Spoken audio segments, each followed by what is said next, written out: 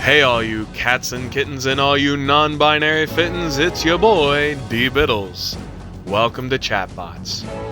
Oh boy, oh boy, oh boy, oh boy, oh boy, oh boy, oh boy. I'm pumped for this one, bot buds. I've been waiting patiently for today's vid. Every video, I build a robot from one of those silly mecha anime that I love so much, and blab about that for an hour or so. You know the drill. Ha, drill. And there are no anime that I love so much as today's subject. So give a big thumbs up and a subscribe for my favorite anime. Let's not waste any more time. Friends, I present to you Gurren Lagann from Tengen Toppa Gurren Lagann. Let's jam. Now, Gurren Lagann being my absolute, hands-down favorite anime of all time, the temptation to just start gushing like a geyser about this series is great. Because I love it. It's been a huge influence on me and my way of thinking and how I approach life, and I want all of you here listening to me to love it too. However, I understand that taste is subjective, and that the context under which you experience any work of art, the sum total of knowledge, life experience, emotion, and present conditions that you personally have, all play a role in how you receive any given work. And when someone starts overhyping any piece of art, whether that includes a show or a book or a song or a meal or even another human being, it's entirely possible that the experience that they are hyping up to their peers is an experience that can't fully be replicated by that other person, even if they graciously agree to enthusiastically endure the whole of that thing that's being hyped up. Or to put it another way, I'd hate to oversell Gurren Lagann and have you then go and try it for yourself and then come away feeling underwhelmed or even resentful because it didn't live up to the expectations I set for it. So what I'm going to do is kind of give you a little of where I was in life when I first experienced Gurren Lagann, give you the basics of what it's about, trying very, very hard not to spoil too much, present my thesis based on what I learned from it, and hope that even if you don't love it as much as I do, hope that you can at least appreciate what I present here in this video. Okay? Adolescence is a universally tough time for everyone, and my adolescence was no different. I'm not about to pretend like my teenage years were uniquely troubling, but mentally and emotionally, I wasn't exactly having the best go of it. I didn't fit in all that well with my peers. I had tried joining both my high school lacrosse team and my high school drama program and wasn't exactly doing well in either. I didn't quite know how to handle dating, but obviously I was all kinds of hormonal. I was slacking off quite heartily in my academics, particularly once I got to college. My parents were constantly bickering with each other and with me. The notion of a fair, just, and orderly world was gradually dissolving before my eyes as I grew more aware of the world. And on top of all that, possibly because of all of it, I was growing pretty thoroughly disillusioned with the Christianity I'd been very heavily indoctrinated with from birth. How could there be an all-benevolent, all-knowing, all-loving God in charge of a world this fucking shit? In short, I was just a teenage dirtbag, baby. I was bitter, I was cynical, I was angry, I was on and off of Prozac, and conceivably, had I been less fortunate, I could have gone down a very dark path. I had started coming around on this anime thing because that was the era of the big three and some of my friends were into it, but I was still pretty new to a lot of it. While I'd sampled a few here and there, I could probably count on my fingers the actual number of anime and manga that I'd experienced start to finish, and most of those were some of these shorter prestige series of the 90s and early aughts. You know, Bebop, Trigun, Outlaw Star, Death Note, Elfen Lied, Fooly Cooly, what have you. Naruto had only barely moved on to Shippuden. I hadn't yet bothered with Yu Yu Hakusho or Bleach or One Piece. And while a lot of my peers had grown up with Dragon, Rock the Dragon, Dragon Ball Z, I had missed out on that entirely. So perhaps not having any comparably intense and exciting anime experiences up to this point left me particularly susceptible to what Gurren Lagann had to offer. While I continued to half-ass my educational pursuits at university, living in the dorm was actually a really enjoyable experience for me. All the dudes on our floor of our building were pretty rad people, and while they were all attending class and doing homework more diligently than I was, there was always someone around who'd be willing to get pizza and play a round of Halo, or suffer through a viewing of Southland Tales, or just shoot the shit while I watched them play Magic the Gathering. And sure enough, Chris, one of my new buds, was into anime. And Chris would loan me 2 anime that would quickly become very important to my developing taste. One was Evangelion, and the other, well, obviously, right? And I think experiencing them back to back really complements both series and serves to highlight their strengths. Eva is very intimate, very introspective, and obviously very dour. It really helped to validate the negative emotions I was experiencing and reassure me that they weren't unique and that they could be overcome. But Gurren Lagann helped me see beyond that negativity into something more. If you've been with me a while, or if you've sat through some of my older content, first of all, thank you. But secondly, you may recall that I've brought up TTGL before in my very messy Shin Getter Robo video, as Gurren Lagann is very heavily inspired by Getter Robo, as stated by head writer of the series, Kazuki Nakashima. And those familiar with the 2 works can very easily see the parallels in both themes and plot points. I definitely want to circle back to Getter because I want to talk about it in a less aimless and meandering way, and there's at least one kit coming out in the near future that I've got my eye on. But as a refresher for the basic premise, there's a subterranean race of dinosaur people who want to come up and take over the world, and it's up to Getter Robo, the genre's first combining mecha, to fight back with the power of friendship, guts, and believing in yourself. Gurren Lagann starts out very similarly, but with one key subversion. It's actually the humans who are living underground. Humanity has been driven below the surface millennia ago by the Beastmen and King Lord Genome. Entire generations of mankind have spent their entire lives completely ignorant of what the sky looks like, eking out a living by tunneling deep into the earth to expand their small settlements and scavenging for pig moles to eat. Meanwhile, the Beastmen live large on the surface, enjoying the decadence their position affords them, and patrolling for uppity humans who try to breach the surface with their mighty gunman mechs. And when the gunmen do battle with the meager human resistances that pop up on occasion, the commotion of all their stomping about causes earthquakes and even cave-ins that plague the people of neighboring villages who are still dutifully toiling away in darkness. In one such village lives Simon, a digger and an orphan who lost his parents to a cave-in when he was young. But Simon doesn't know anything about beastmen or gunmen. Frankly, it doesn't seem like anyone in Jiha village knows about them. All Simon knows is that in order to eat, he must dig, and that one day the ceiling is going to collapse on him too, just like it did his parents, just like it will for everyone he knows. Well, everyone, that is, except Kamina, an older youth who has taken Simon under his wing and who dreams of breaking through to the surface. Years ago, Kamina's father made it up there and left to explore the surface world, but Kamina's apprehension to follow held him back.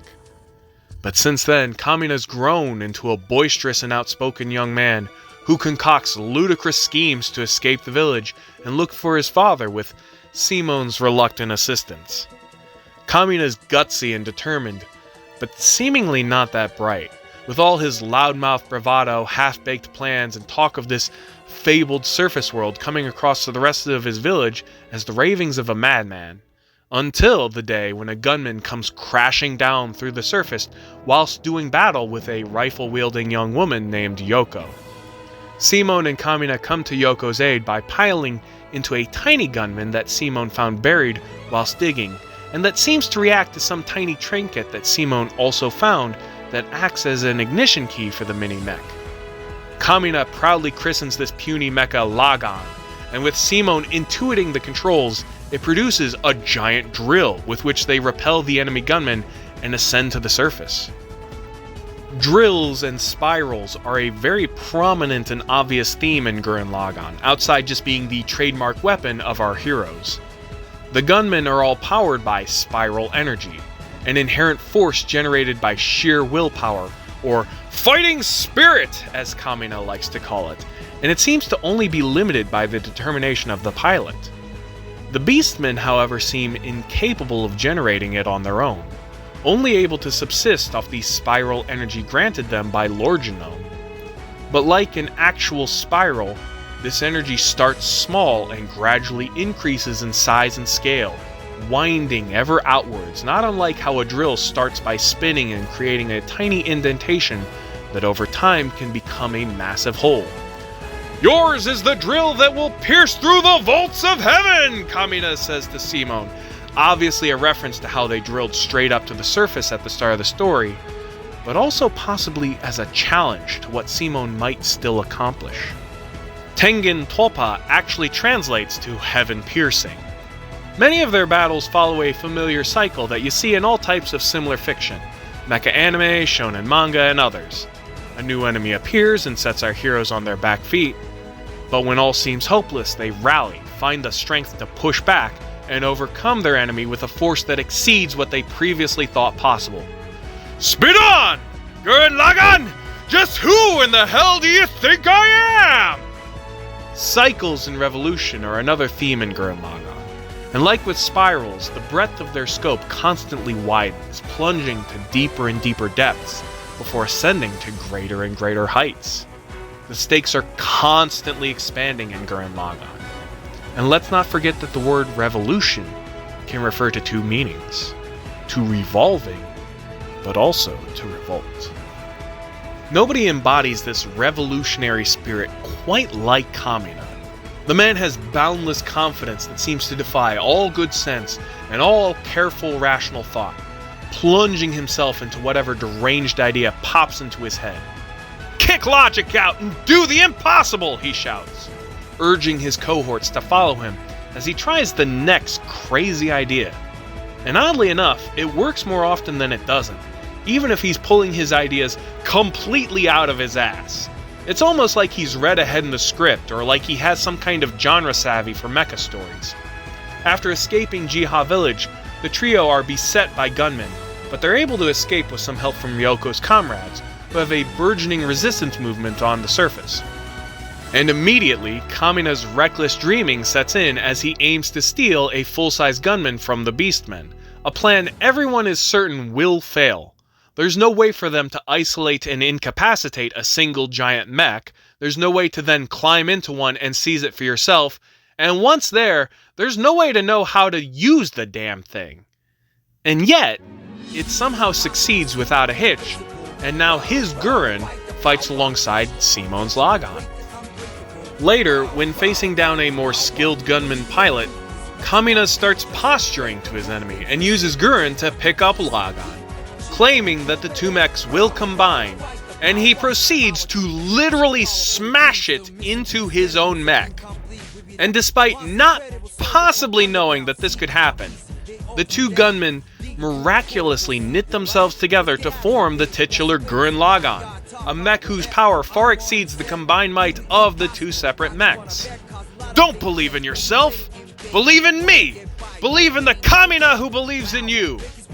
This sheer maddening faith in positive outcomes, this absolute unflinching trust in the capabilities of himself and his growing army of comrades is the defining feature of Kamina that gets passed on to every member of Team Gurren as they take the fight to the Beastmen, and with each posted dub after each daunting challenge, their movement swells as they liberate not only humanity, but the Beastmen too from the forces that oppress them all. Believe in the me who believes in you! Kamina bids his comrades to cast off all doubt and despair, and to trust in the potential that he sees in every one of them, to believe in his high opinion of them rather than their low opinions of themselves. Kamina explains that he's only able to have as much confidence as he does because he knows that Simone has his back, because he can see so much raw power in his friends, and he knows that by coming together, they're way more than a match for any obstacle. And believe me when I say, those obstacles can get way bigger than just giant robots who shake the earth with their scuffles. Oh god, the urge to spoil is intense. With all this over-the-top bombast and improbable badassery, it becomes easy for someone to write off Gurren Lagann as a series about dumb fun. But I feel like that's confusing the physics-defying robot action and the seemingly brainless masculine bravado for intellectual bankruptcy. The writing is a lot more clever and purposeful than it often gets credit for. It's not just all balls and no brains, and it demonstrates that in the small, quiet moments in between. From the way the series grapples with the cold inevitability of mortality and loss, to notions of sacrifice and legacy, to pondering the infinite sublime of the endless oceans of space, Gurren Lagann's far more thoughtful than its defiant roars of victory might have you believe. Even just Simon and Kamina looking up at the night sky for the first time and proclaiming in wonder, "The lights in the sky are stars." Thinking about how these glowing celestial orbs were named millennia ago by people just like them, who similarly looked up in awe of the great, grand, universal tapestry above them. It's all in service to the series' overall thesis. If you've been following my channel this past year and listening to my rambling, you might have certain perceptions of me based on my content. I talk about a lot of things that frustrate and upset me, and I often come to rather bitter conclusions about those things and talk about them with a hint of defeat or resignation. You could definitely call me a cynic. My wife has occasionally commented on my pessimism as well, and I don't fully blame anyone for thinking that way about me. But I don't know if that's necessarily how I think about myself. I am frustrated by a lot of what I see in the world today. I do wish for things to be better, and am morally galled that things aren't living up to my expectations. A cynic, after all, is just a disappointed idealist. But being an idealist means you have to have an ideal that you're comparing the world to. You have to have a vision of what the world could be. And in order to complain as much as I do, you have to kind of at least think that the better world is still possible, still achievable. Or else you'd stop complaining, right? Because there's nothing else you can do about it. If you were here for my last video with Ava Unit 1, you have no shortage of evidence of my negativity and my capacity to find our world lacking. And as I elucidated, I think that's a fairly common sentiment among a lot of people these days. I mean, I could just be projecting my own self onto the world, but fuck, look what happened to poor Elmo on Twitter when he asked an innocent question. Everyone took that opportunity to trauma dump on one of their favorite Muppets, who is canonically 3.5 years old. I mean, this may seem anecdotal, but it seems to me there's a very real, tangible sense of doomerism and despair among people, particularly those in my age group or younger. Getting solid data for that's admittedly a little tricky. Diagnosing depression is a little more nebulous than looking at a swab under a microscope. And if you're actually clinically diagnosed with depression, you're likely at least getting some treatment at that point. I have a few links below to provide some data to that effect if you're not too depressed from all the data I fired off last time to have a look. But I think the prevalence of all the casual despair, disaffection, and ennui seen on social media is at least some cause for alarm, not to mention the all too prevalent ironic references to suicidal ideation. And as I explained last time, there are very clear, observable material conditions that contribute to this. Addressing these underlying issues is something that I fear will be no small task, and as an individual, I recognize that my or anyone else's capacity to meaningfully improve these issues for myself and others is severely limited. Too many powerful forces seem to be aligned against correcting these conditions for one reason or another. And all of that exists alongside very real, sincere concerns for our future. Late-stage capitalism, climate catastrophe, the rise of fascism, a mad rush to a technological dystopia, the proliferation of weapons of mass destruction, hatred and genocide, ignorance being confused with patriotism, pestilence, famine, war, and death. We don't know how much harder things are going to get. We don't know how many people are going to be further hurt by these worsening conditions. Too often it feels like all of life is suffering, and in the end, it's for nothing. It feels like it's nothing but one painful experience after another, all leading to an inevitable end. Nobody exists on purpose, nobody belongs anywhere, there's no guarantees but death and taxes, life's a bitch, and then you die. And me saying all this isn't just for the sake of content. I think about this stuff a lot. Mental illness and chronic depression are things I've battled on and off throughout my life, and they run in my family. That's my secret, Captain. I'm always depressed. I'm a cynic. I think about stuff that upsets me often, and there's always that malicious little whisper of self-doubt and self-loathing lurking just below the surface of my conscious thought, waiting for me to have a sufficiently bad day so that chronic depression can wrap its dark tendrils around my brain once again and drag me deeper into that miserable headspace. But I don't think of myself as a pessimist. A cynic, certainly. A realist, maybe. But I think I'm able to keep going because I maintain that idealism and a cautious, against all odds belief in optimism and a better future. Alright, so it's hypothesized that the universe began 26.7 billion years ago with a phenomenon astronomers refer to as the Big Bang. I'm sure you've heard of it. Once upon a time, 27 billion years ago, all matter in the universe, all matter that still exists to this day by law of the conservation of mass, was at one point in time part of a singularity, a hyperdense, hypercompressed, hyperheated state of matter that was smaller than a period on a page. Now stick with me on this, I'm not a physicist, I'm just a college dropout, so I might not explain this all perfectly. But gravity is a universal constant, and the more mass something has, the stronger gravity that something exerts. So something with all the mass in existence would theoretically have unimaginable gravitational pull, hence why this mass was also so dense and so small. And as mentioned, this universal mass had an unimaginably high temperature. Heat is the phenomenon of the kinetic energy of atoms vibrating and colliding with one another. The more atoms move, the more heat they generate. And heat, atomic movement, is essential to life.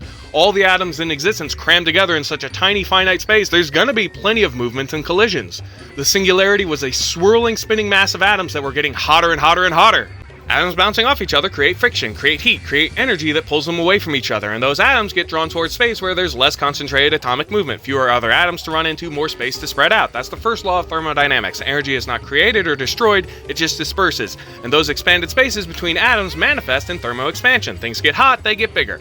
Superheat metal and it expands, becomes looser and more malleable, but you cool it and it shrinks down, becomes more rigid. Heat up ice and it melts into water and expands. Heat it up even further and expands and becomes steam and evaporates up into the air. It expands too far, the atoms are no longer colliding with each other, the heat dissolves in the sky where it cools and condenses again and becomes rain or even snow. Back and forth it cycles all on its own.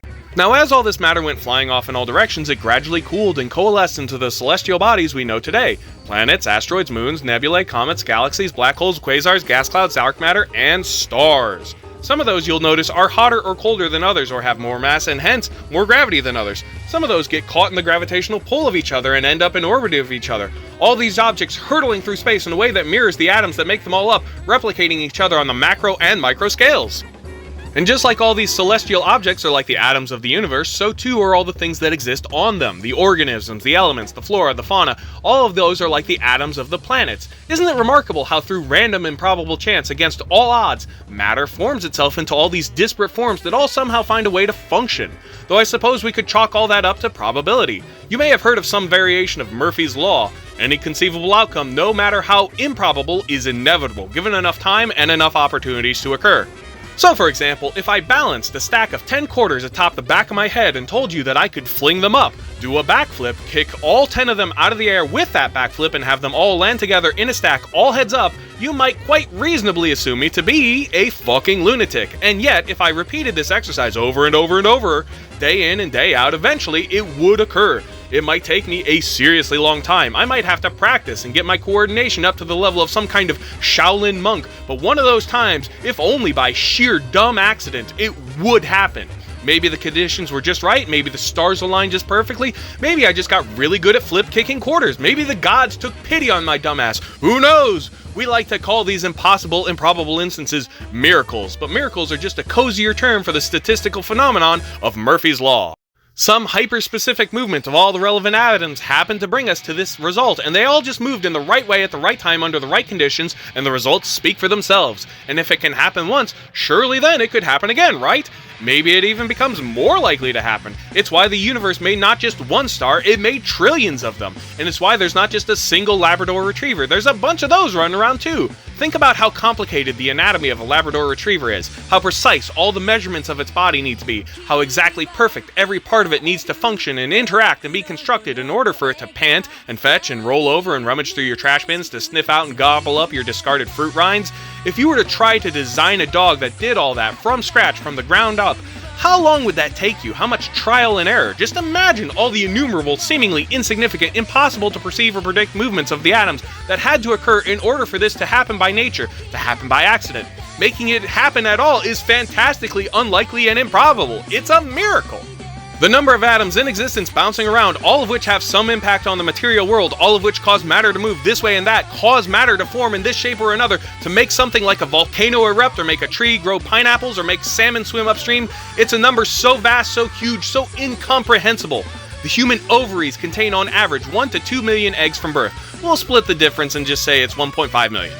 Most of those are lost over time, and it's estimated only 300,000 to 400,000 still remain by the time humans reach adolescence, and of those, only a few hundred will be expelled through the process of ovulation. But we'll stick with that 1.5 billion since we don't know which of those eggs will make it. Now, on average, a human expels 1.25 to 5 milliliters of semen each time they ejaculate. We'll go with 3.125 milliliters. A normal sperm count ranges from 15 million to 200 million sperm per milliliter, so let's say 107.5 million. And on rough estimate, it's expected that a human will fire off around 8,700 cum shots in a lifetime. Now those are rookie numbers, kids, you gotta get those numbers up. So taking all those numbers into account, any particular sperm and egg combination has a 1 in 4 quintillion, 383 quadrillion, 984 trillion, 380 billion chance of occurring. That's the odds of your exact genetic code, and that's before we factor in the odds of your particular set of parents coming together, which makes those odds even longer. It may sound like a Hallmark card to say out loud, but your birth is nothing short of a miracle. It's estimated that the number of atoms in the known universe is a number that falls somewhere between 10 to the 78th power and 10 to the 82nd power. But like I said, the universe is expanding, is flying outward in distances of billions of light years, and it's theorized that the expansion of the universe is accelerating too as stars flame out and die, going supernova in the process. Dark energy is expanding our universe out further and further still. That's right, stars die too, not unlike the ancient primordial mass of the Big Bang. Based on light speeds, it's believed that aside from our own sun, the light of any given star you see in the night sky is already long gone, and we're only just now receiving its light energy thousands of years after the fact. Nothing lasts forever. That's the second law of thermodynamics. Machines that are 100% efficient do not exist.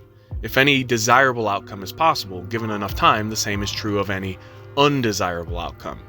And the structure of any material object, any idea or system or institution, is subject to degradation and erosion, meaning there's a finite number of undesirable outcomes anything and anyone can endure. Given enough time, everything comes to an end. All things are finite, all men are mortal, all stones are ground to sand and silt. Human empires have historically only lasted about 250 years, and the US is about due. The wealthy and the powerful have us jogging steadily along the path with all the ways they are hungrily, eagerly, and insatiably eating away at all our institutions. The pain and misery they've inflicted all across the world in order to enrich themselves is creeping around their feet, even here within the core of the empire, and it will cut the bottom out from under them. And we were all too content to allow them to do it for so long. Allowed them to get away with it because, hey, not our problem. But now that it's hurting us, only now are we suddenly outraged. Only now, when it is us and our children suffering from imperialism, do we see the folly of our complacency. And our indignant protests will crescendo into revolt. But unlike in ages past, this will not be a revolt of sword and rifle and infantry, but of tank and bomber plane and battleship and remote drone and atom bomb. Too many of us, when faced with that choice, will likely choose to serve this rotting empire still. Few works capture the transience of human society quite like Ozymandias by Percy Bysshe Shelley, a fictional account of a traveler who beheld the Egyptian ruins of Pharaoh Ramses II, aka Ozymandias as the Greeks referred to him. At the time of the poem's writing, Napoleon I was Emperor of France, and George III was King of England, and both were engaged in huge sweeping campaigns of brutal colonial conquest. It was actually Napoleon's conquest of Egypt that began the extremely invasive archaeological trend of exhuming the various tombs and treasures of Egypt for the sake of bringing these spoils back to enrich England and France, rather than leave them as landmarks in history for these still very much alive Egyptian peoples. When these two ruthlessly expansionist empires were done conquering and subjugating nations across the globe, they would then feast like vultures on the artifacts and cultures of their victims, irrevocably damaging or destroying most of them in the process. Hundreds of Egyptian tombs were robbed during this time, and the few artifacts that remain relatively intact to this day are so frequently housed in European or American museums, rather than Egyptian ones. France, Egypt, and the UK still exist to this day, but they're no longer the global superpowers they once were, far from it in fact. Ozymandias is a warning that went unheeded.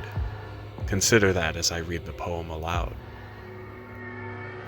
I met a traveler from an antique land, who said, "Two vast and trunkless legs of stone stand in the desert.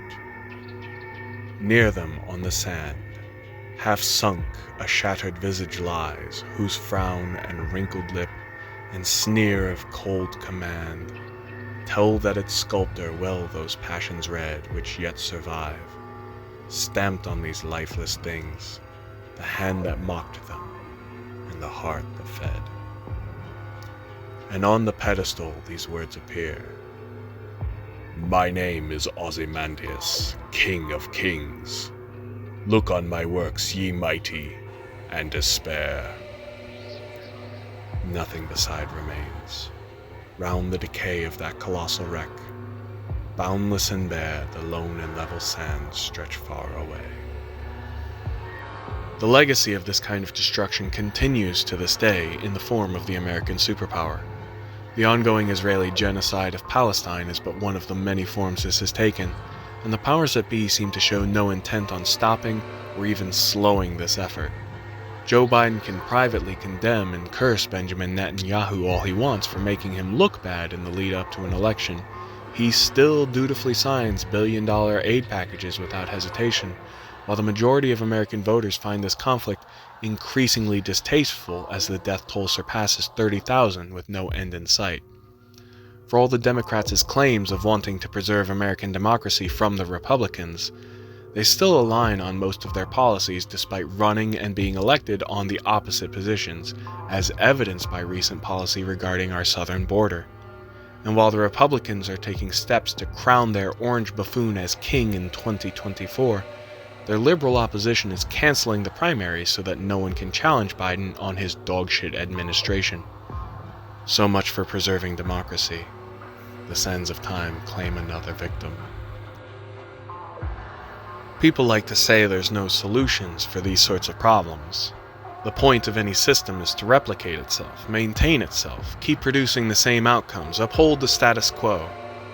And yet, I feel like there's no shortage of evidence that shows that while people operate within systems, that they are not incapable of acting against systems. No machine is 100% efficient after all. I mean, if you want, you can consider human beings, individuals, as systems unto themselves. I mean, we're all just trying to survive, right? We all want better for ourselves, want to keep our systems going as comfortably as possible for as long as possible. And if the systems of our society have been set up in ways that we can later recognize as not serving the interests of individuals, well, enough individuals working together can eventually overcome those systems. And as I've referenced a couple times before, a lot of those societal systems that are seeking to maintain themselves are in service to the few over the many. And because those systems produce suboptimal status quos, there's always somebody looking to improve on that. The human spirit is indomitable. Human ingenuity is an unstoppable force, particularly when we work together. And since progress can so easily be demonstrably proven to be worthwhile, it doesn't actually take a lot of convincing to get a fair number of people on your side. Humans can all be said to be self-interested, to be invested in maintaining their individual systems, but since the vast majority of our individual systems are identical, it only makes sense that self-interest can also involve being selfless. That was kind of the premise of my very first video with Gun to Mariel, how we have a duty to aid each other, and in doing so, we are actually helping ourselves. Life is kindness, altruism, and teamwork. Speaking of previous works, I mentioned in my Gunbuster video how so often people get to a point where they just assume we've reached the pinnacle of what we can reasonably achieve, and then they start to reject the notion that we can or even need to go farther. We become convinced that we've reached the end of history, the end of what humans are capable of. But we've been here before, and yet we always find yet another step we can take, another height we can reach, another battle we can win. Think about all the amazing things our species has accomplished, or all the stuff we were ignorant about that we're now knowledgeable about. We've been to space. No, fuck that. Before we even got to space, we started charting the stars and naming them. We determined that our planet was round and that our solar system was heliocentric rather than geocentric before we even built skyscrapers. We discovered germ theory and developed medicine. We have observed the atoms and discovered the subatomic particles. We've not only flown, but we've made that so mundane that Taylor Swift would rather fly than cross the street. We've plunged the depths of the ocean. We've built a Large Hadron Collider. We have supercomputers that wirelessly connect to all the information in the world and that fit in our pockets. To say nothing of the social progress we've made. If you think people are racist or sexist or queerphobic now, just imagine how much worse it was just 30, 40, 50 years ago. We used to believe that leaders were chosen by God and that their children were also chosen by God to be our leaders, and now we have elections. Marriages used to be done for the sake of passing on inheritances, but we understand now that ideal human partnership has to be based on mutual respect and trust, and we're pioneering new grounds in terms of emotional and social intelligence. More and more people every day are breaking free of some of the most potent and long-lasting mass-scale human indoctrination campaigns ever. The Red Scare, patriarchy, American exceptionalism, and the belief in a God, and they're rejecting these worldviews. There are more people alive on Earth now than were previously alive in all of recorded human history leading up to this point. Any one of these things would absolutely stagger the mind of a normal everyday person living 100 years ago. Like, just imagine trying to convey the notion of Uber Eats or neo-pronouns to someone living in the 1920s or in Victoria-era London or in the China's Ming Dynasty, and just try to think of all the things you would have to work backwards from and explain beforehand just so you could eventually get around to explaining the initial premise of tapping your glass rectangle and having lattes delivered to your home. And obviously there's still a lot of room where we can yet improve, but unfortunately change kind of happens on its own schedule. Like, think about racism in the US. Chattel slavery was legal from our colonial era in the early 1600s all the way until 1865, and then we had segregation up until 1954. And slavery was legal for a long time before we colonized North America, and if you watch my Guy King video, you know that some forms of it are still legal to this day. Think about how much fighting, how much effort it took us to get just this far. All of life is a battle, but it's a battle we are slowly gaining ground on, for sure. Our lives are measurably better now because of the struggles of those who came before us. It's still not enough, and we still have so much radical change that needs to happen. We're nowhere near where we should be in terms of racial equality, but think about how where we are now would be almost unfathomable to someone being lined up for a slave auction. It's not an excuse, and we should be doing everything we can to keep going, and that progress is cold comfort to people still suffering today, but it is a fight, and it's a fight that we are gradually winning. Galileo Galilei was tried by the Pope in 1613 for heresy for proposing heliocentrism, and he was placed under house arrest and forced to perform acts of penitence until he died. And even he was just pitching ideas that Copernicus had come up with 100 years prior that he never published for fear of reprisals. The first non-geocentric model of the solar system came from Philaeus in 390 BC, and it was still being proved as late as 1851 by Leon Foucault. And now the fact that the Earth orbits the Sun is kindergarten learning material. That's progress. It's slow, but it's inevitable. We just keep assuming we're close to the end stage of human development, but I think it's pretty clear that no, we are in fact not. We are still in our infancy. But, thinking that the human race doesn't have any further it can evolve, we come to one of two conclusions. The first being that of the default position typical for so many people living in our American liberal democracy. That for all our imperfections, things are about as good as they can get. Whatever problems still exist can either be solved with voting, or they're unsolvable because we've been dealing with them for all this time, and since we haven't come up with or implemented a new solution yet, then doing so is just simply impossible, guys. Or alternatively, when things deteriorate in some way, when we become further disillusioned with the idealness of that liberal democracy that we hold in such high esteem, when things kind of get a little rough, as they always do, we come to the other conclusion. That the world is doomed. We have all these problems and we just can't fix them because obviously if they could be fixed, we would have done so by now. So the fact that we haven't means we can't, and now everything's falling apart, everything's just getting worse, it was as close to as good as it was ever going to get, and now we're moving on to a state of fucked up from which we cannot return and which will result in all of humanity's end. Oh no, oh no! It kind of feels like our collective despair just keeps prematurely foretelling the apocalypse, though I suppose that going back to Murphy's Law, one of these times it will actually happen. But no, think about how many times we were anticipating cataclysm, only for it to not pan out that badly, or for us to yank back before we got too far. The Civil War, World War II, the Cuban Missile Crisis, the AIDS crisis, 9/11, the 2020 pandemic, they were all bad. They all came at way too high a cost, but humanity still persists. Life finds a way. The bubonic plague has had 3 pandemics over the course of history, the first claiming between 25 and 50 million people, and the second wiped out a third of Europe, both of which were before we figured out germ theory, and yet we're still carrying on. COVID-19 has to date caused the deaths of around 7 million people globally, and so many of those were preventable, but as bad as 2020 was, we were still able to develop a safe and effective vaccine in record time. Humanity's pretty scrappy, don't count us out yet. Everything is finite. If the stars can die, so too can our world. No machine is 100% efficient, and that includes humanity.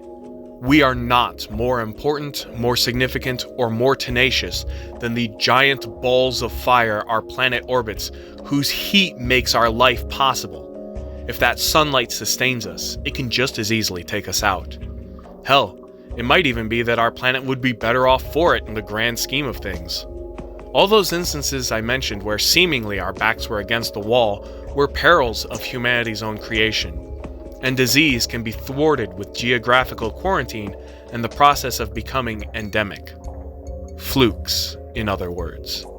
There is nothing remarkable about simply failing to die. The universe can concoct innumerable instances of unlikely mundane fatalities for you at any moment. Tripping and hitting your head on the corner of some furniture, the sudden mishandling of sharp or heavy objects, a medical condition that shows no symptoms until it's already too late. A piece of food goes down your throat the wrong way. An imperceptible bit of bacteria enters your body. Hell, cancer? That's just your own cells suddenly growing and multiplying beyond their normal limit, and it can be triggered by any number of mundane things. The Reaper's scythe is as omnipresent as the sword of Damocles, and whether you are smothered by blankets in your crib or live to 100 and pass from heart failure, it's all a matter of luck. We all live on borrowed time. And surely we can't help but notice humanity's penchant for getting ourselves into the type of trouble that almost kills us every time. Our allotment of almost is as finite as the breaths we take. And one day, either by determined effort or by slip of the hand, our time will come. Humanity seems pretty set on that with its continued defiance of all data regarding climate change. Mark Zuckerberg, Jeff Bezos, Peter Thiel, and Elon Musk, they're all building bunkers for themselves in Hawaii, New Zealand, and Florida. These are the world's wealthiest men, and it is them and their ilk whose carbon footprints are contributing most to this descent into ending our planet's capacity to be hospitable to our life. The construction of their hideouts is not so much an inability to fix things, these men who can buy, make, change, and bribe with their wallets whatever suits them. This is an admission that they'd rather reduce the world to a barren hellscape than simply be made to stop, than simply be made to share. Life will not improve for them in the Mad Max future they're preparing for. Whether they're cooped up in their hidey holes or living as wasteland royalty over brutal fiefdoms, they'll no longer have access to luxuries they take for granted now, like reliable Wi-Fi, or consistent air conditioning, or private jets, or a constant supply of fresh fruit from around the world at their fingertips. But they'll take that over your lives being allowed to improve. 2020's pandemic illustrated how a significant reduction in carbon output can cause our atmosphere to gradually heal, but even just a brief pause in commerce was untenable to our bourgeois class.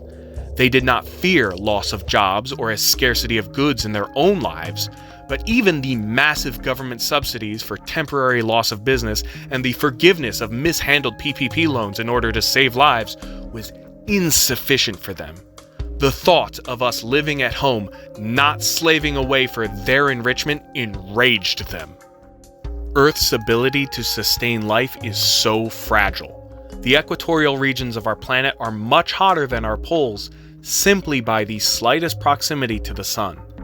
Life as we know it has such a limited range of temperatures we can safely inhabit for long periods of time. Our orbit of the sun being altered by even a few miles in either direction could spell doom for us all. We've already seen but a sampling of what is to come with the hottest summer on record this past year and a wildly inconsistent winter. Our ice caps melting will release a reserve of cold water into our world that will cool us for a brief time, like ice cubes being added to a drink, but the rising water levels will make some places uninhabitable. Even places that seemingly have a decent elevation and are landlocked will not be spared, as an increase in sea levels will lead to an increase in our ocean's surface area, an increase in water evaporating, and an increase in precipitation. Even being inland and being in hilly or mountainous regions will not necessarily spare you from flooding. And with the waters rushing up to meet us and shrink our landscape, destroying homes and communities, people will be forced to move to new states, new countries, new continents. A sudden influx of immigration will cause those already bigoted to become even more hateful, and the systems that enable and uphold those biases will capitalize on them as they flail and struggle to adjust to even more overcrowded metropolitan areas. New shorelines will force areas unused to hurricanes and tsunamis to have to contend with them for the first time. Untold damage to our world's biomes will be done. Tundras and deserts will no longer be capable of supporting their native life forms. The flooding of the rainforest will lead to a severe reduction in the trees necessary for processing all the carbon dioxide we exhale back into oxygen. Food sources will likewise become scarce. Rural areas will be cut off from cities, and trade and the distribution of goods between these two will become far more difficult.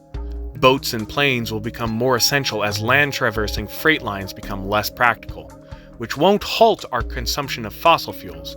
We'll simply construct more oil platforms, which will likely evolve into the new form of company towns as more and more people need to get jobs on them. This and the chemical runoff from abandoned towns and cities will lead to polluted waters and polluted water life. Humanity will acclimate to this new status quo. It always does, but not without massive cost to our world and our species. And it could all be prevented if we could just act. Now. Act against those who hold the keys to tanks, drones, battleships, and nuclear weapons. Keys that we may have to steal if we hope to succeed. I tried. I really did, guys. But I kind of have to talk a little bit more about Gurren Lagann. Sorry.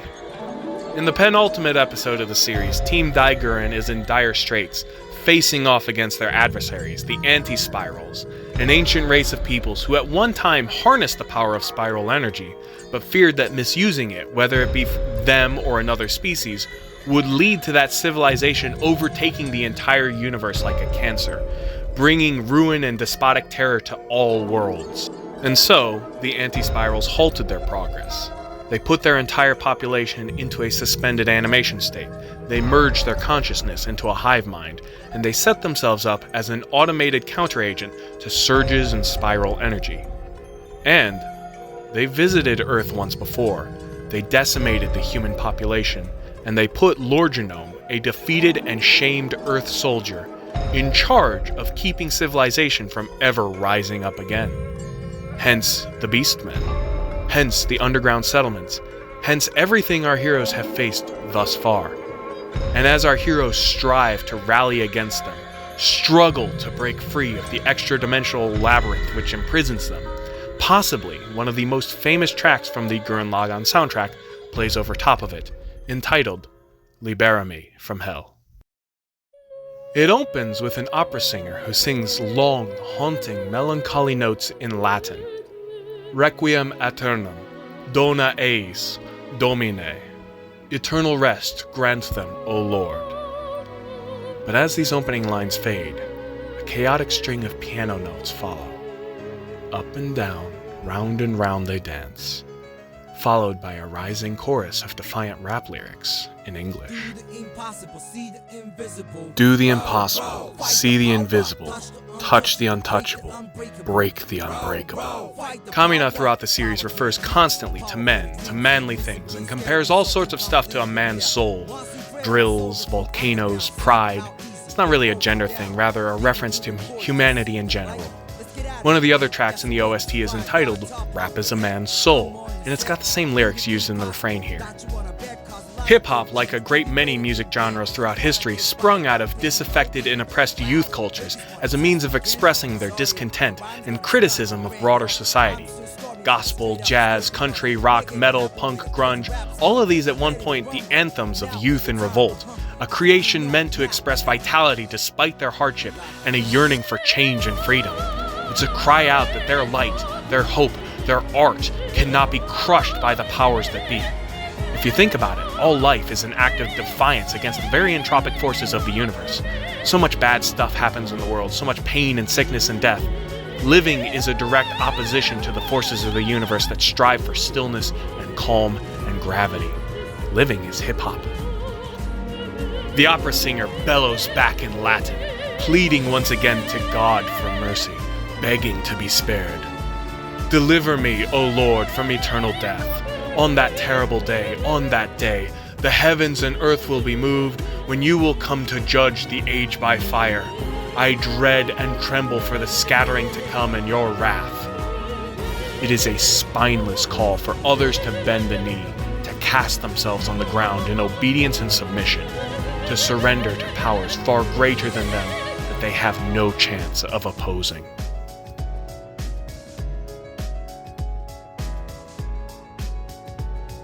The hip-hop returns, it beckons you to pay close attention to its message. The revolution ain't never gonna televise, a sentiment expressed in the 70s by black poet and songwriter Gil Scott-Heron in his jazz poem of the same name, widely considered to be a major influence on the hip-hop movement. The premise of it is that broader society will not seek to publicly acknowledge and broadcast the social movements that successfully enact the revolutionary upheaval of oppressive systems. Scott-Heron assures us that the revolution will not be televised. The revolution will be live. The Latin echoes back oblique, foreboding, threatening references to that revolution. That day, the day of wrath, of calamity and wretchedness, and as it continues to bellow out descriptions of the horrors of the day of judgment. Dies illa, dies magna, et amara valde. And now it's a duel. These are no longer soft, contradictory murmurs dancing around each other, no longer just prayers and entreaties for their respective viewpoints. These are threats. These are roars. These are promises of violence. This is a battle. Grant them, O Lord, eternal rest. Grant them rest and eternal light shine upon them. Overwhelmed now by the steady chant of a united chorus that repeats over and over unceasing until the final line groans out of the defeated opera singer. Libera me, Domine. Deliver me, O Lord. A futile cry for rescue that falls on deaf ears, a cry repeated in vain only once more before being swallowed up. Latin, after all, is a dead language from a dead empire that at one point thought it was invincible. Do you hear the people singing the songs of angry men? It is the music of a people who will not be slaves again!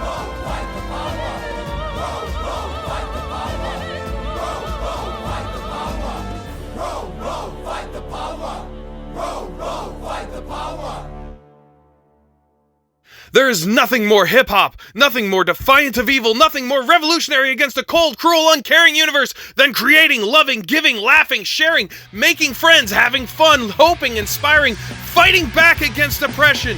There is nothing more hip-hop than living. Every second you draw breath, every second you defy your own mortality, every second spent existing on this earth is a triumph, is a spit in the face of the inevitable fate that waits us all. All of human history, all of evolution, all of the universe itself exists in defiance of the entropy and decay and death that every second of every hour of every day awaits us, hungrily scheming for some random bit of chaos, some statistical certainty that halts the movement of our atoms. So every bit of progress, every story, every creation, every birth, every expansion of the universe is another victory. Life is as inevitable as death, progress is as inevitable as regress, push is as inevitable as pull, and it's all built on top of what came before it. Stars give off the heat that allows planets to give birth to life, life gives birth to society, society gives birth to art, art gives birth to change, change gives birth to more life. Death is inevitable. People talk about the heat death of the universe, about the inevitable end of all life, of all atomic movement, of absolute zero, of a thermodynamic equilibrium of stillness. Astronomers actually have a couple hypothetical theories about the end of time. There's the Big Rip, where the universe expands so much that all the atoms are so far apart that they cannot meaningfully interact with each other anymore, and that this distance can only infinitely increase. However, this theory is contingent on phantom energy, and phantom energy is only hypothetical at this point. There's also the Big Freeze, or the Big Chill, the aforementioned heat death. It's an idea pioneered by Lord William Thomson, 1st Baron Kelvin, whose own Kelvin system of measuring temperatures is based off the concept of absolute zero. However, the third law of thermodynamics posits that absolute zero is impossible. The Big Chill theory, however, is predicated not on absolute zero, but some state of being right before all that, where the movement of atoms is not zero, but no longer significant enough that their movement can meaningfully impact matter beyond the atomic scale.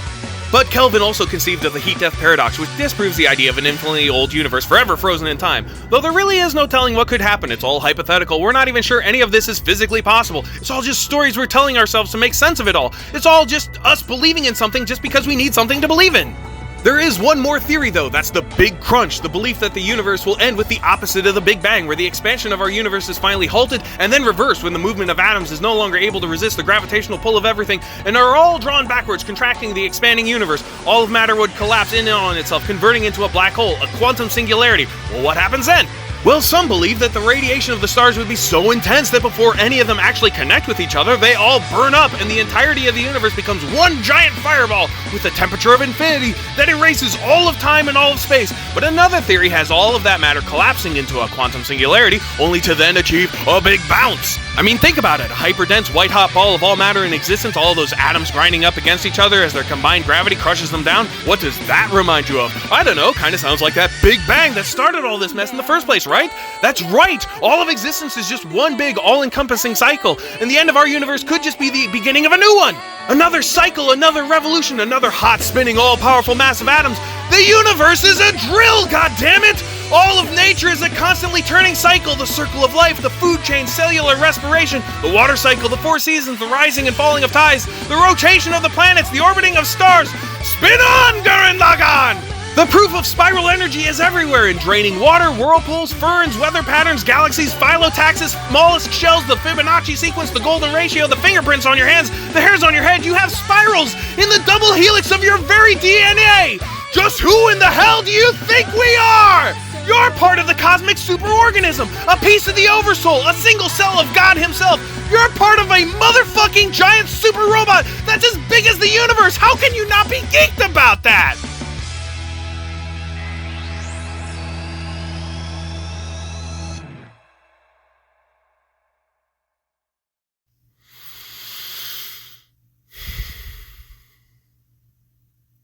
Fuck you, DBiddles.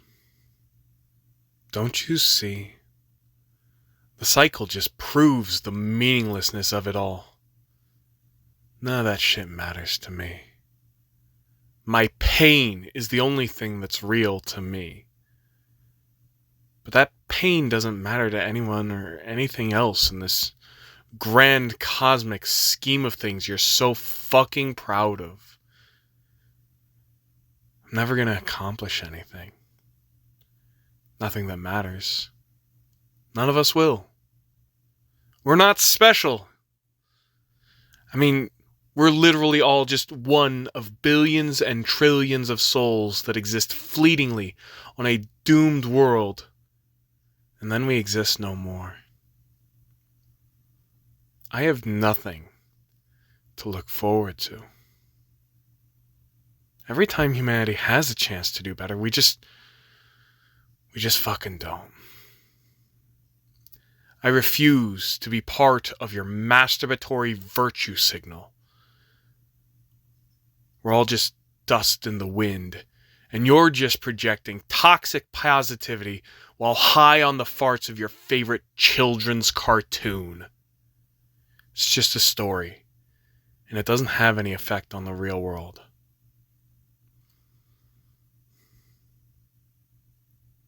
I don't have anything left to believe in.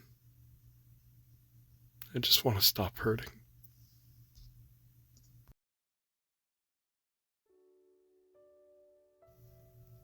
Friend, I'm so sorry. I don't want you to think that I don't acknowledge your pain and hardship. Nor do I believe that any of this is going to be easy. I don't know you. I don't know what you've been through.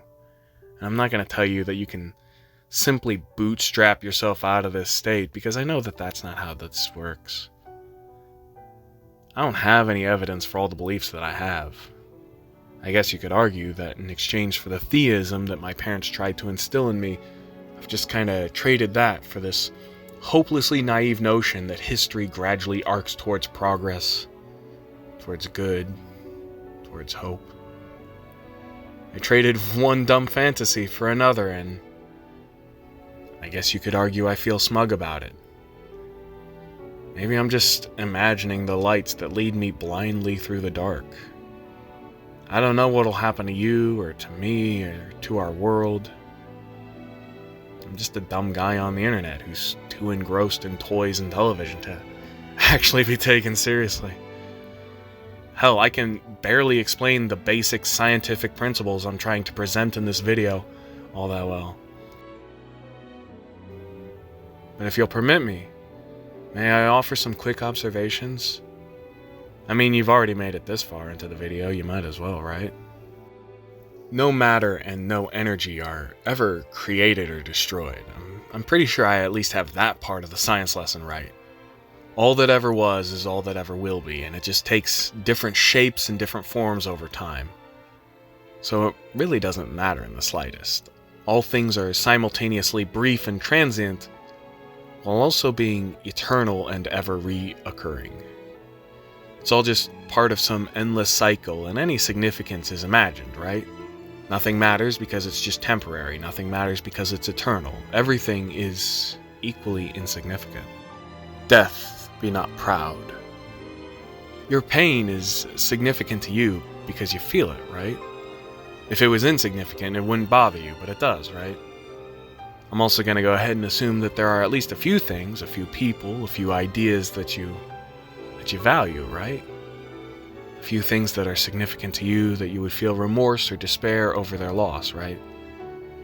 Surely you're not so empty that you don't at least have some amount of affection for something. A friend, a family member, a pet, a favorite movie, a favorite song, a favorite food. Even just the feeling of the sun on your skin on a summer day. Okay, sure. But both your pain and your joy aren't exactly significant just because they're significant to you, right? Everything is equally insignificant. Okay, but if everything is equally insignificant, then it follows that everything is also equally significant, right? Well, that doesn't seem to change much because it just devalues significance. Everything being significant is the same as nothing being significant. I mean, that's basically the zeroth law of thermodynamics. If two bodies are both in thermal equilibrium with a third body, then the two are in thermal equilibrium with each other. Alright, well, if everything is equally significant, doesn't that mean you are too to someone else in some way you just don't see? I mean, if people can be ignorant to each other's pain, couldn't they also be ignorant of each other's joy? Of each other's value? Of each other's love? Maybe whatever it is you do, maybe whoever you happen to be, doesn't seem significant to you. But I mean, the stars we look up at in all of their beauty, the stars that have been lighting the night sky, the stars that have inspired mankind throughout all human history, they're all long dead. Does that make their light any less beautiful? Are the stars insignificant? They're made of the same atoms we are. Murphy's Law is the principle that given enough time, any outcome, no matter how improbable, is inevitable. And yeah, our lives are too brief for every outcome to come to pass. But surely there's no small amount of positive outcomes in your future just as there are negative ones, right? Maybe you don't have a lot of people close to you now. Maybe you haven't accomplished much yet. It's not impossible that you'll die long before you can successfully backflip kick the quarters into a stack. But maybe in all those backflip attempts, something else completely wild happens. Maybe in all your backflip attempts, your quarters bring you into contact with someone special. Maybe you accidentally kick a football that happens to sail by at the same time and it ends up scoring the winning goal in a soccer match. Maybe you kick a quarter with such force that it burrows into the head of an assassin attempting to murder a diplomat. Maybe your kick Rube Goldberg's into a cure for cancer. Literally anything is possible. What's impossible is predicting how it'll play out. You could say I'm grasping. You could say I'm just making up stories to make myself feel better, to try and make sense of this world. But I'm trying in vain to pretend like anything is important. Just pretty words and pretty music to tell a pretty story. But aren't we all just telling stories? Aren't we all just telling ourselves stories about how the world works so it doesn't seem so dark, mysterious, and scary? We don't know for sure how the universe started or how it's going to end. We don't have Laplace's demon telling us where all these atoms hurtling through space are going to end up. We don't know what the future is for Schrodinger's cat until we open up the box and collapse the waveform. The lights in the sky are stars. Doesn't that make all of us stardust? You can say it's all just a bunch of stories, a bunch of circular logic, a bunch of screaming in defiance of a death that's inevitable, a bunch of pretend victories that don't matter because nothing matters. But if you're doing that, then aren't you just telling yourself a story because you're trying in vain to pretend like you aren't important?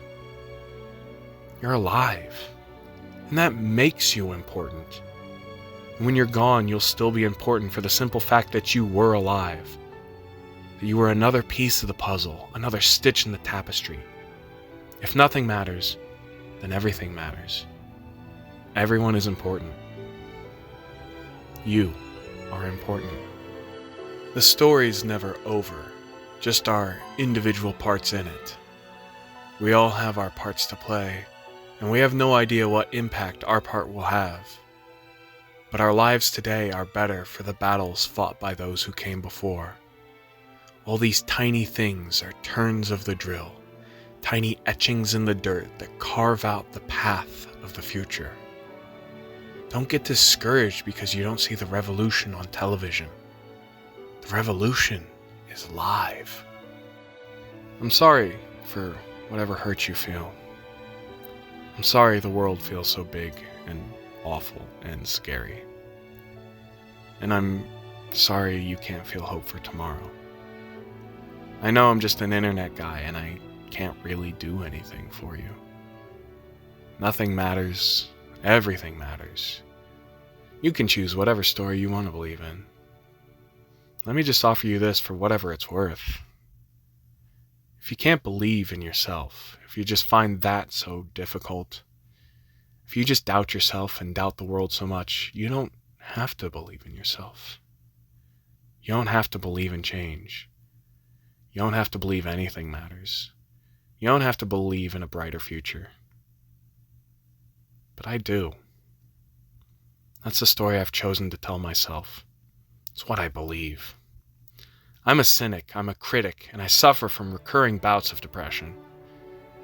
I might seem like a pessimist, but I do hold on to my optimism. It's not going to be easy. It's not going to be soon. It's going to require us to grit our teeth and pour everything we have into the effort. But I believe it is possible that we have better things ahead of us. And I believe we're going to keep striving for them so long as we're around. And if you want, you can believe in that too. You can believe in significance. You can believe in life. You can believe in hope. You can believe in humanity. But you don't have to do anything that doesn't suit you. I can certainly understand how you might not want to at times. But if you like any of that, if any of that sounds good to you, you can believe in the me who believes in you. Hope's just a story we tell ourselves. A leap of faith, a seemingly impossible thing, a theory without any evidence. It's kicking all logic out of the equation. Do the impossible. See the invisible. Touch the untouchable. Break the unbreakable. Fight the power. I said earlier that Gurren Lagann is deceptively smart and purposeful, and that while the epic fights and the giant robots and the screaming that makes their attacks more powerful all kind of take the center stage, it's really the little moments in between that show just how deliberate and carefully crafted it is. When the battle for freedom ascends to its cosmic climax, as dimensions shatter and titans shake all of creation with their fury, as probability is ripped asunder, and adversaries scold our heroes for becoming drunk on spiral energy, it almost seems incongruous for our heroes to then come back down to Earth and live humble, mundane, fleeting lives. To grow old, to die, to succumb to the ravages of time. After shredding every enemy, after obliterating probability, after battling through all of space and time, after kicking logic out and doing the impossible, how can they then reconcile that with the idea that their existence is finite? That they have no choice but to live and let live with the notion of death? In a bittersweet moment after the final battle, Yoko says, "Sorry, but we are not God." And Simone agrees. Those who are dead are dead. It's in your hands now. There's someone better suited to go down the tunnels I dug. And it seems so antithetical to everything they just got done championing, that our never say die protagonists seem content to just let go. And yet, in the last scene after the final credits roll, we truly get a sense for how it all just fits together. The lights in the sky are stars. Spin on, Gurren Lagann. Just who in the hell do you think you are? Thanks again for tuning in to hear me talk over this past year. It really has meant the world to me that I've been able to do this consistently over the course of one full revolution around the sun, one full turn of the drill, and that all of you, even though you might number so very few, have been with me for it. I'm hoping this old drill has at least a few more turns left. I'm hoping I might gradually improve my work, and I'm hoping that you'll bear with me throughout this. And if any of that sounds good, be sure to rocket punch my like button, beam rifle my subscribe button, slash the notifications bell with your blazing sword, transform and roll out in the comments section, or use that share button so we can combine our viewer base with more viewers and form a bigger robot. You guys are awesome. Here's our next robot. I'm not done with the word Gurren yet. But for now, Chatbot's mission complete. This is DBiddles, signing off. Sayonara, bye-bye.